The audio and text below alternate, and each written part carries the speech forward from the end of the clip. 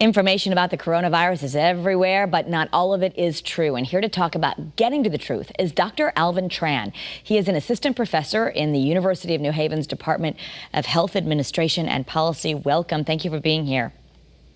Thank you for having me, Kara. There is so much misinformation. I just read today an article about Russian hackers even purposely trying to spread falsehoods about the virus. So how can people seek out the truth?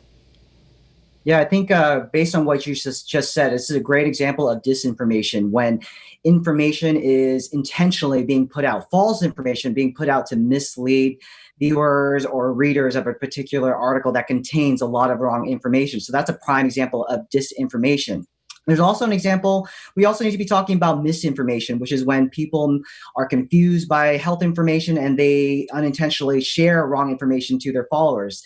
This is what we're seeing happening on various social media platforms. And social media, I must say, is a primary breeding ground for the spread of misinformation as well as disinformation. So my advice for people who are actively getting their health information on social media is to do it with caution. Before you share it, pause and ask yourself, how accurate is this article? Double check it, check its source, and start asking questions. You need to be your own investigator here to make sure that what you're reading and what you are going to potentially be sharing is accurate and spot on and aligns with health professionals. Yeah. Well, and people will ask me, how do I know? How do I know? Where do I go for good information? What's your recommendation?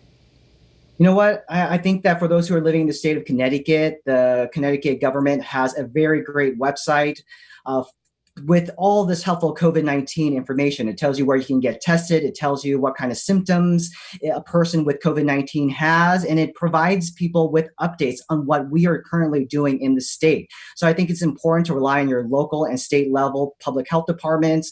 I know that Connecticut is doing a very good job in responding to COVID-19. We have a website that's being updated regularly. So that's my go-to for the latest information and the information that applies directly to the people of Connecticut.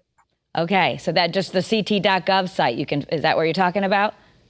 I'm a big fan of that, I gotta say.